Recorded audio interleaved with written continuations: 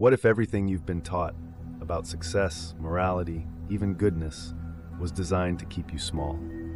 You follow the rules, you say the right things, you do what's expected, but deep down, something inside you whispers, "This isn't who I am." The German philosopher Friedrich Nietzsche called this state of being the herd mindset, a life lived in fear, obedience, and quiet desperation. Today we'll explore his most radical idea, that in order to become who you truly are, you must first destroy the lie you've been living. Nietzsche looked at society and saw something disturbing. Most people, he believed, are not truly alive. They're asleep, drifting through life, governed by fear and guilt. He called this the morality of the herd, where values like humility, obedience, and sacrifice are used to suppress individuality.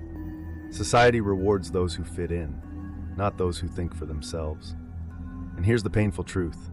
You've likely internalized this mindset. You silence yourself to avoid conflict. You stay in line to earn approval. You trade authenticity for acceptance. Nietzsche's warning: he who cannot obey himself will be commanded. That is the nature of living. To Nietzsche, becoming free requires a kind of death, the death of the false self.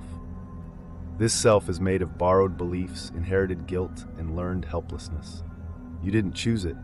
It was given to you by parents, teachers, religion, and culture. But Nietzsche said you must become the person you are. Not who they told you to be, not who the world accepts, but who you are at your core, raw, real, and untamed. And that transformation, it's painful.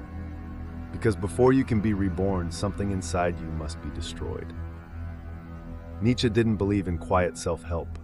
He believed in revolution of the self. He introduced the idea of the Übermensch, the overman or higher man, someone who breaks free from external control and creates their own values. But to reach that point, you must confront the parts of you that still crave safety. Are you willing to be disliked for telling the truth?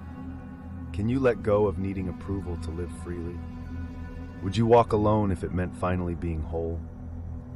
This is what Nietzsche meant when he said, "The individual has always had to struggle to keep from being overwhelmed by the tribe." Most people want freedom, but not the responsibility that comes with it.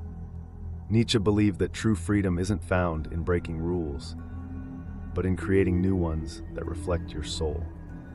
He wasn't asking you to rebel mindlessly. He was asking you to create meaning in a meaningless world, because the old gods are dead. And in their place, you must become your own source of light. This means living according to your deepest values, accepting pain as part of growth, choosing purpose over comfort. You're not here to live someone else's story. You're here to write your own, in blood, sweat, and soul. Become who you are. That was Nietzsche's call. But it wasn't a soft whisper. It was a scream, a challenge to tear off the masks, burn down the illusions, and rise from the ashes of who you used to be. The lie you've been living ends now. Break free, not because it's easy, but because it's real, because it's yours. Freedom doesn't feel like joy at first. It feels like emptiness. You no longer belong where you once did. The people around you don't recognize this version of you. Conversations feel hollow. The world looks different, sharper, colder, more honest. This is the price of authenticity. You will lose people, comforts, and illusions. Nietzsche called this the desert, a psychological wilderness where you must walk alone before you find the new path. But here's what he believed. He who has a why to live can bear almost any how. You need your why, because when everything else falls away, it's the only thing left to hold on to. Once the external chains are gone, the real war begins within. Your old self doesn't die quietly. It claws back with guilt, fear, and doubt. Was I wrong to walk away? What if I become nothing? Who am I without them?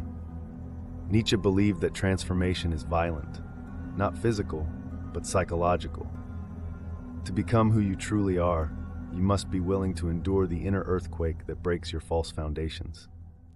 This isn't about becoming better. It's about becoming real, no matter the cost. Nietzsche didn't want followers. He wanted creators. In a world where traditional meaning is collapsing, religion, politics, morality, the burden falls on the individual to create their own compass.